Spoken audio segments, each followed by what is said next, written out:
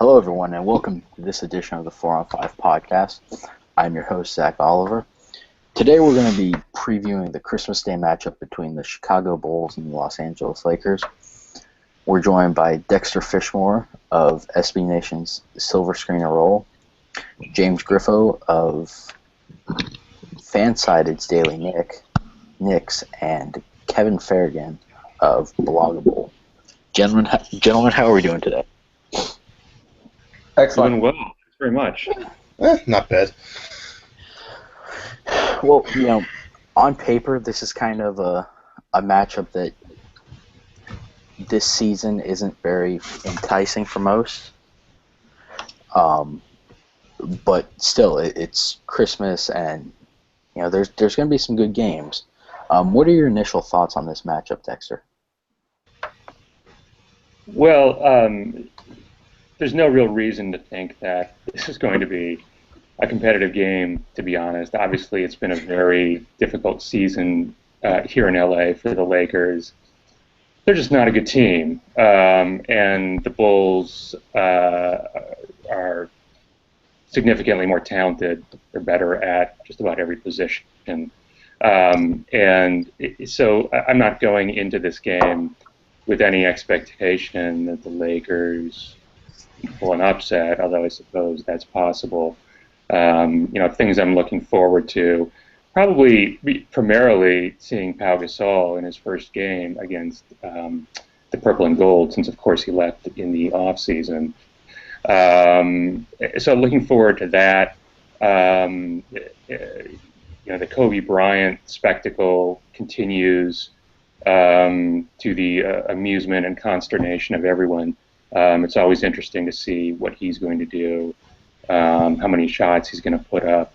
So I'm looking forward to those two things. And hey, this Bulls team I find to be fun to watch. They're really balanced. Jimmy Butler, really exciting young player who's coming into his own this year. So without any real hope for a victory, I'm just going to seize on these other things to try to enjoy the game on Christmas, even though the Lakers are sure to come away with an L. Hey, look, you say that, you never know what could happen. If they play their best game of the season, maybe they push the Bulls some. Hey, I like the Knicks. So Yeah, and that's right. I mean, the thing with this Lakers team is they really have beaten a few good teams this year. They beat Atlanta, they beat Houston, they beat Toronto. In most of those matchups, the opponent was missing a significant player. But every once in a while, this Lakers come out and shoot the ball pretty well and give opponents problems. So you're right that it's not totally out of the question, but I think Lakers fans have learned to temper our expectations. James, what do you think about this matchup on paper, at least? I mean, I'm looking forward to Swaggy P. That's what I'm looking for. In all seriousness, though, this should be. I don't think it'll necessarily be a snoozer like people suggest the Wizards-Knicks game is going to be. I think this will have some value. I really think what the Bulls have done, especially Jimmy Butler, has been absolutely amazing. I mean, his 22.1 and 6.2 rebounds a game and 1.6 steals. That's pretty impressive for. And he probably be getting some kind of payday pretty soon. I would think. He's on an expiring, and I think he's going to be a Bull for forever. Well, not forever necessarily, but he'll be there. He'll be getting quite a payday after this season. And but as for the game itself, I don't really think this should be an interesting matchup. I don't think it's going to be as boring as Wizards Knicks.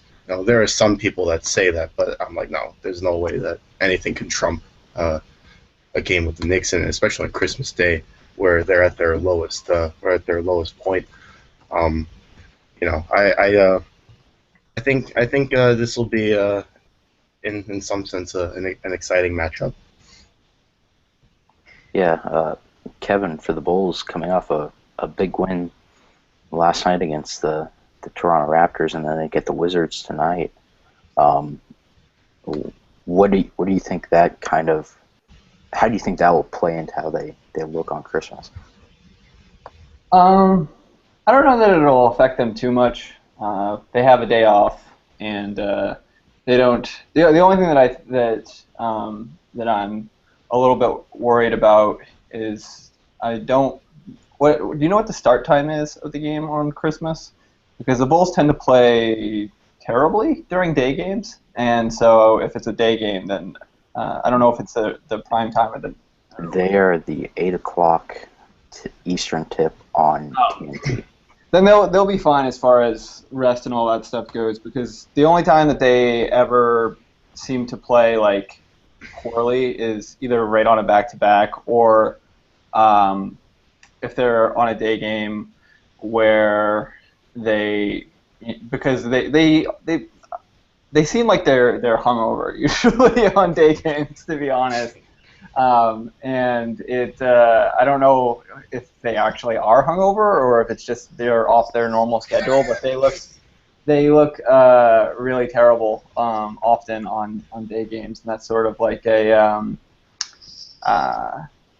trend that I've noticed with them. They don't play that many day games, but the last time, I think it was the last time they were on the West Coast, and they were playing a day game, it was really bad. But this isn't a day game, so I'm not really worried about how the Wizards game will affect them. I think that that'll be a fun matchup tonight with the Wizards, just to see how Derrick Rose matches up with John Wall, who looks like the best point guard this side of Stephen Curry and Russell Westbrook. Damn it, there's a lot of good point guards. But yeah, so it'll be interesting to see. John Wall has looked like the best point guard, I will at least say, in the Eastern Conference so far this year. So that'll be an interesting matchup tonight, and hopefully Derrick doesn't get hurt or just get worn out chasing a wall around the court. But I think that it'll be interesting. The thing I'm most interested in with the Lakers is whether or not Kobe's going to play. There was a LA Times article about Kobe potentially sitting because he's got tired legs or something. And they talked about him either sitting tonight against the Warriors, or maybe Byron Scott was saying maybe the Christmas Day game against the Bulls or against Dallas the next day. So there's some speculation that Kobe wouldn't play, and I actually think that if Kobe doesn't play on Christmas, which I would find very surprising because he's Kobe and he wants to be in that spotlight, but if he didn't play on Christmas, I think it actually gives the Lakers a little bit better chance because their team functions better when he's on the bench this year. And the other thing is that the Bulls, if there's one type of team that the Bulls really excel at stopping, it's one where you have a lot of isolations. You have one guy that sort of dominates the ball. If you're zipping the ball around the court a lot against the Bulls, you're going to do better than or against any Tom Thibodeau team, really. You're going to do better moving the ball and finding the open shot than going isolation and shooting. Again, I mean, that's against most defenses, but it's particularly against Thibodeau's defense. He wants to force those kind of situations. And if you're just going to do it for him, then it makes it even easier. Yeah, and we're kind of looking at two teams at different ends of the spectrum here. The Bulls are adding pieces, teams each summer to really try to compete, and the Lakers are kind of going into that transitionary period where they're going to start rebuilding, but they still have Kobe, so they're still slightly competitive, but they're not most nights. Dexter, they're really piecing together a roster with a lot of young guys. Has there been any one of those young guys that's really stood out so far this season that might have a spot on that roster going forward? Well, Ed Davis has been excellent. He was signed late in the free agency period to a bargain basement contract, and he's really been outstanding in the limited minutes that Byron Scott has given him. He's been excellent on the offensive boards. He's as good as they've got in terms of being an interior defender.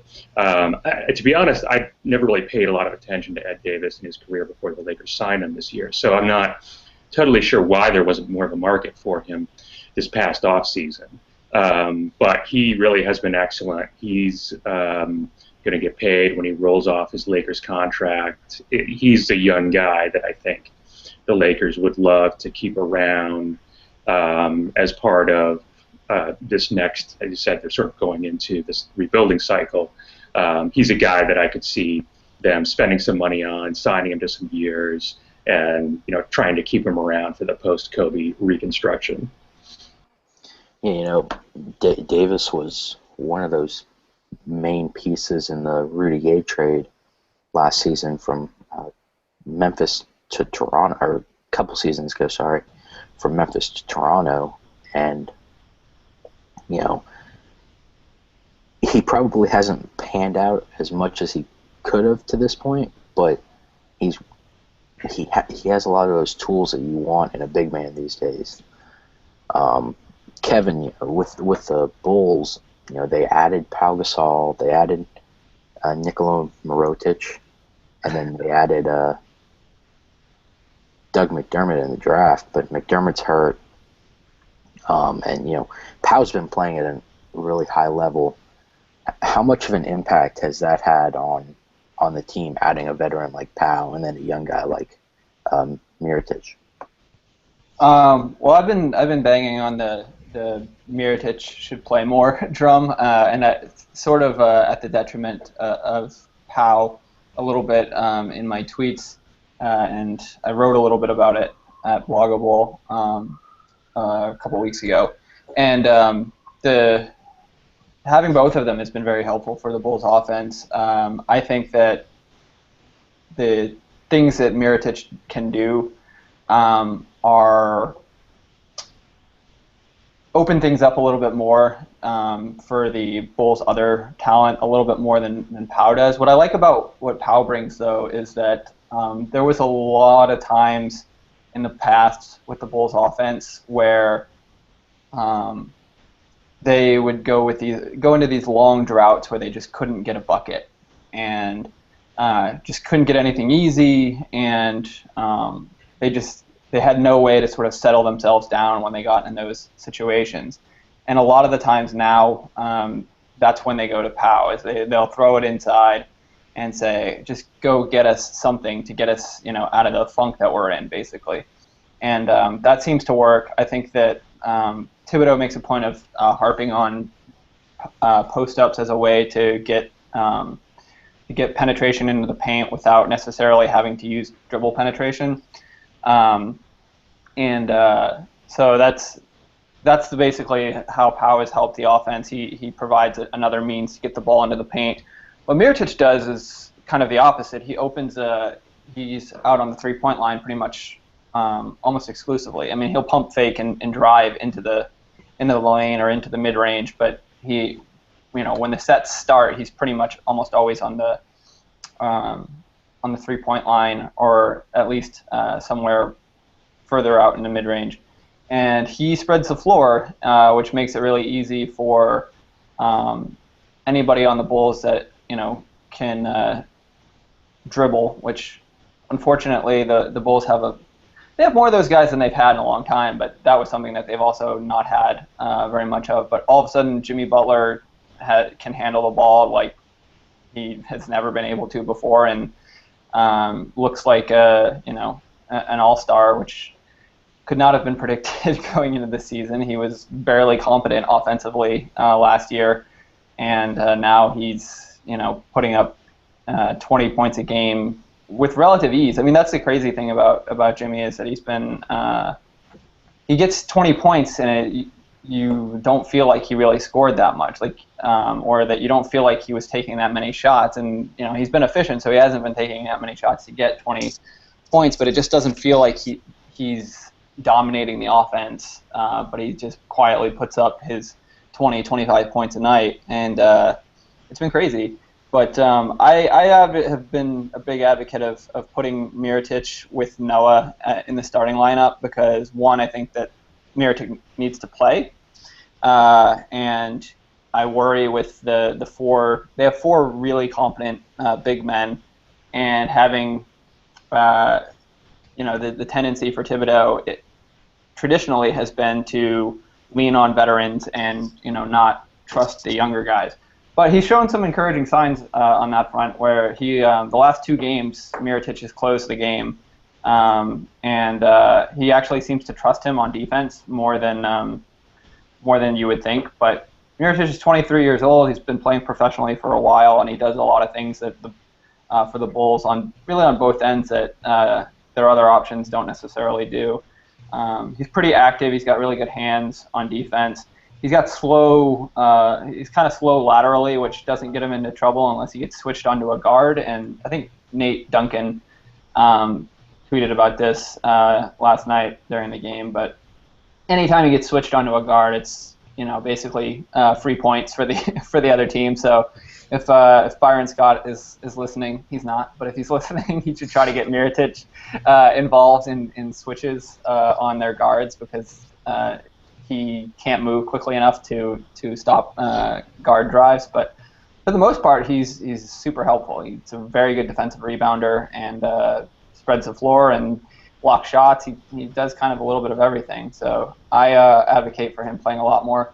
Partly because I think he's very effective and needs to develop, but also I think Pau's kind of old now. He's like 34 years old. I'd rather have Pau, play 20, 25 minutes a night and give Mirotic the extra minutes than have Pau be playing 30, 35 minutes a night, which was happening even up to like 40 minutes on a few nights this year, just happening with a lot of frequency.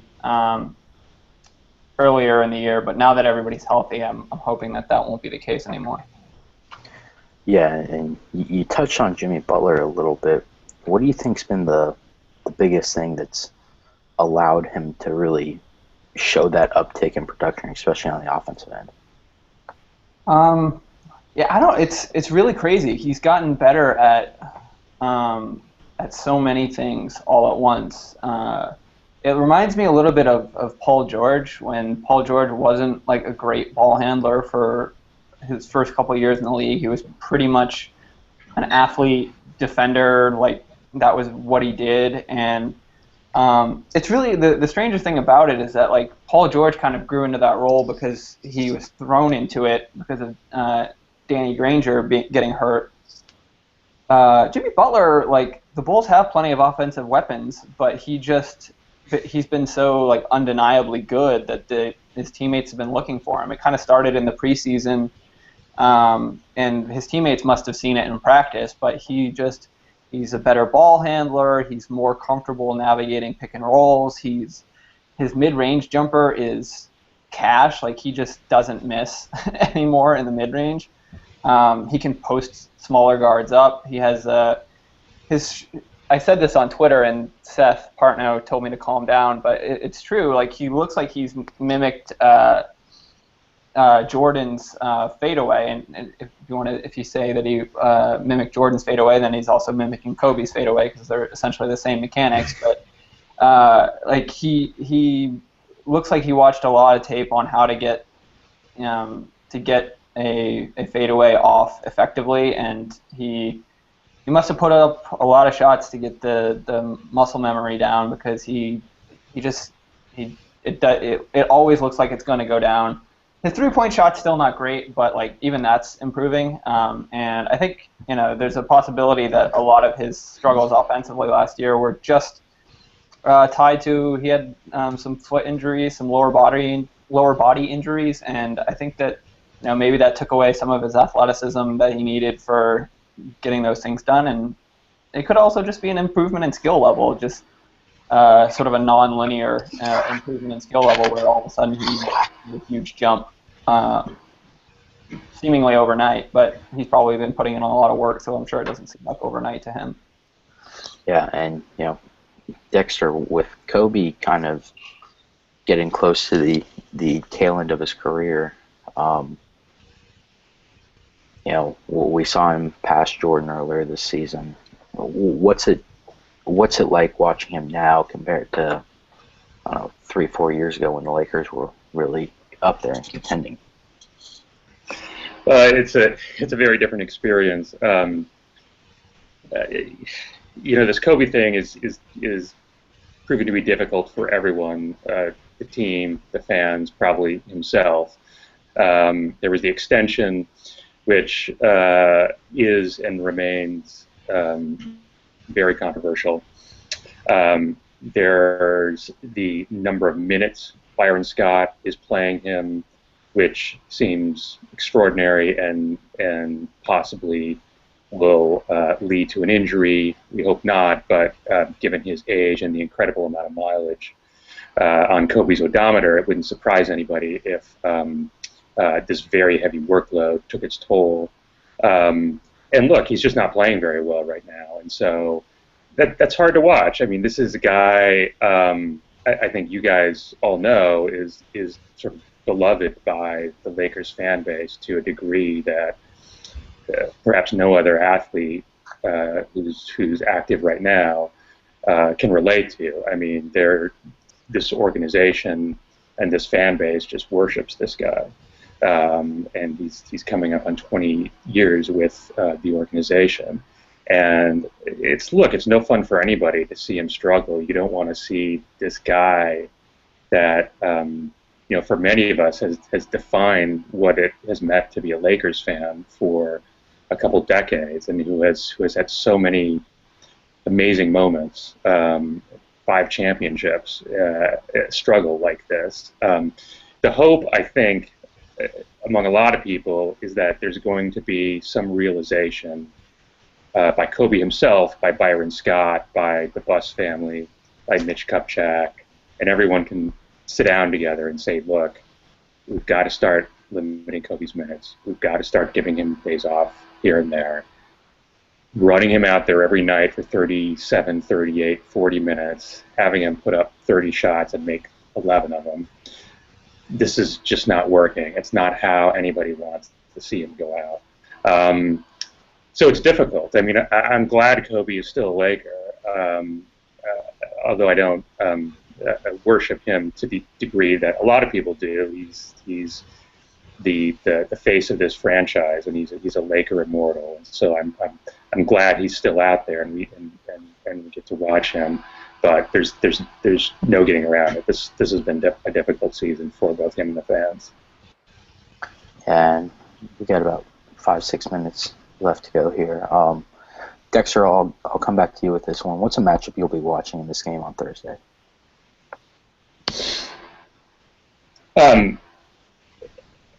Well, I'm looking forward to seeing the reception Carlos Boozer gets from the Chicago fans. That's not so much a matchup, but I am interested to see how Boozer is responded to by the folks at the United Center. But look, the Kobe Jimmy Butler matchup is the one I'm going to be watching, in part because Jimmy is so much fun to watch right now. He's clearly one of the stories of this NBA season. It looks like he's a breakout star, and it's great that on a national stage people are going to be able to watch this guy. And I'll be curious to see whether the challenge of going up against this kid who, as Kevin mentioned, certain elements of his game bear a resemblance to Kobe's, whether that brings out a better than usual effort from Kobe Bryant. So I think the shooting guard matchup is the one I'll be paying most attention to. James, what do you think about a good matchup to watch? Well, depending if he starts or not, probably not, because Boozer will probably get the nod over him. I would like to see Ed Davis and Taj Gibson. Got 2 really good defenders. I still think it's amazing how the Lakers got Ed Davis on the veterans minimum contract. That for a guy that, for me, is still one of the most underrated defenders in the league today. His minutes decrease, being used as a trade piece, and as you said before, the Rudy Gay trade, him and Amir Johnson back in Toronto were one of the best defensive duos I've watched in recent years, and just to see. I like defensive matchups as well. Of course, you got Kobe and Jimmy Butler, who are two scoring monsters. But I really want to see, even though I would like to see Carlos Boozer get bench minutes because Carlos Boozer's just yuck. He's just Carlos Boozer. But but I would love to see Ed Davis get more starting minutes as well. I mean, he's only averaging, I believe, it's like let me say, I think it's like 22 minutes or something a game. And the Lakers are very weak defensively, just like my well, not really beloved Knicks at the moment, but the Lakers and the Knicks have always drawn comparisons to playing a horrifically bad defense, and being ranked in bottom 5 defensive rating year after year. So, but yeah, I would love to see Ed Davis and Taj Gibson battle it out, and especially in the post. And Taj Gibson in the post is he's pretty deadly as well. I think he should have won Defensive Player of the Sixth Man of the Year last year. Because of his incredible defensive value. So yeah. It's not only that with Taj; his scoring went up a bit last season, and he seems to have a bigger impact on that team. Yeah, for the Sixth Man of the Year award, which has been usually biased towards just scoring guards, Jamal Crawford. He's for a big man to increase his scoring as well, for again an award that's biased towards scorers. Add in the colossal defensive impact. That's a good combo. Yeah, and we'll go to the Bulls for perspective here. Kevin, what's a matchup you'll be watching? I was thinking about it because I asked everybody the matchup question, and it's I think maybe the most interesting matchup to me is Kobe versus Jeremy Lin. Jeremy Lin has been firing some subtweets through the media at Kobe taking all the shots, and I think I'll be getting my Bill Simmons on a little bit and watching the body language of the Lakers when Kobe shoots, and see if anybody seems particularly agitated with some of the shots that he's with Jimmy Butler on him. Kobe's almost certainly going to take at least 1 or 2 shots that look really bad, I think, because he's gonna. Dexter kind of alluded to it, that he might take the challenge personally because Jimmy is playing so well this year, and it has this reputation as being a lockdown defender, and so tends to be the kind of thing that makes Kobe want to show that he's still Kobe, and so I think that'll be interesting because Jimmy's a really good defender, and Kobe's having a tough year this year, and I just want to see what the Lakers his teammates are going to think with some of the shots that I feel like he's bound to put up on Christmas Day, especially because again, it's the big spotlight. It's national TV. Anybody that even casually likes basketball tends to watch it on Christmas, and so it's a big game for everyone to see. And I know Kobe's going to want to put on a show, but I'm just interested to see how that goes over with his teammates. Although I guess maybe Jeremy Lin's opinion doesn't really matter to Kobe, but I'm interested in it, and I think it's also interesting that the reported sort of not beef, but little thing about that came out in the news about Swaggy P telling his teammates to stand up to Kobe after the whole Kobe Vine tirade against Mitch Kupchak came out, where he was basically taking a crap on all of his teammates in practice, and Nick Young apparently said to I think it was Jeremy Lin and a couple of other guys, don't let Kobe talk to you that way. So that stuff is all interesting to me, but as far as on the court matchups, I think I'm probably most interested in seeing Powell go up against the whole Lakers team and seeing if he brings a little extra. He seemed, well, he reportedly said that it mattered told his teammates that beating the Grizzlies mattered to him because it was his old team and he wanted to do well against them.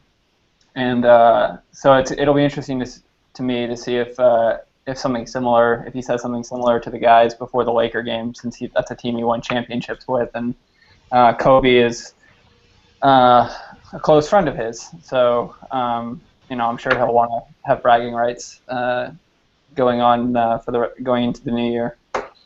Forget Arn Tellem. Nick Young is Kobe's agent now. Yeah. and his publicist in a sense. Yeah. All right, well, we're going to get ready to wrap this up here. One more thing. I'll start with Dexter. Who wins and why? The Bulls win because they're a vastly superior team and have home court advantage, and the Lakers are just not very good. I think they'll win by, I'll call it 15, but it might not seem that close over the course of the game. I think it'll be a blowout. James? Yeah, I think the Bulls ultimately win. I wonder what the Vegas scoreline is going to be. I don't know if they're going to make it like 10 or 15. Or it'll probably be like 8 or 9 just to like even things out. But yeah, the Bulls are just like defensively superior, and they're superior in all facets. I actually wanted to agree with Kevin on Mirotic's minutes. He's a very good stretch four, and with the Lakers, I don't think they can handle ball movement. They'll be like running around in circles everywhere trying to figure out where the hell the ball is, and and they have Joakim Noah, who if they're gonna double team him, he's very capable of he's a very underrated passer, and if not one of the best passing center that I can think of in today's league. So yeah, I think the Bulls definitely win. I would say right around Dexter's prediction, like 15, maybe more, but 15 seems. James, Marcus Hall is also on line one about the passing center discussion. Okay. But, fair enough. Kevin, we'll go ahead and finish up with you here. I'm guessing you're going with the Bulls to win. I am, but not by as much as the other two, because the Bulls have a annoying tendency to play down to their competition, and they also haven't played as well at home this year. I don't know why that is. That might just be noise and just random. But if that holds up, I'm just a little bit worried that they'll make it closer than it needs to be. Yeah, so I think I'd probably say that they'll win by like 5 or 6. Probably not by the. I have my doubts that they'll keep their foot on the gas. Even last night, they had pulled away from the Raptors, who they're not like better than. They're probably pretty close to equivalent. They've beaten the Raptors now twice, but it was a close game the whole way through, and then they stepped on the gas in the first half of the fourth quarter, and then they let off the gas and almost let the Raptors back into it. The Raptors were fouling, and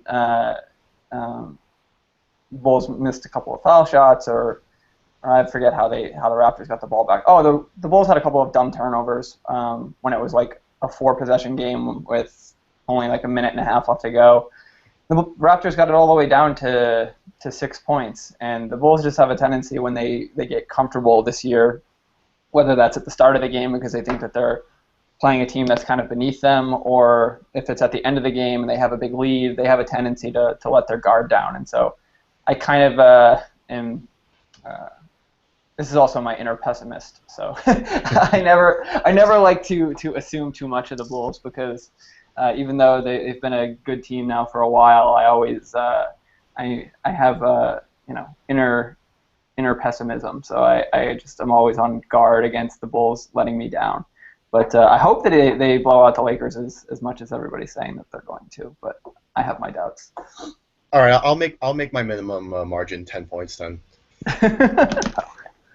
All right, well, that'll do it for this episode of the 4-on-5 podcast. Again, I would like to thank Dexter Fishmore for coming on. You can follow Dexter on Twitter at Dexter Fishmore. James, as always, for being here at Jay Griffa. J_Griff, sorry. And Kevin, you can find his entertaining Bulls complaints on Twitter at NBA Couchside. Yeah, it is mostly complaints. And again, I'm your host, Zach Oliver. You can find me on Twitter at ZachOliverNBA. Have a good day, everyone.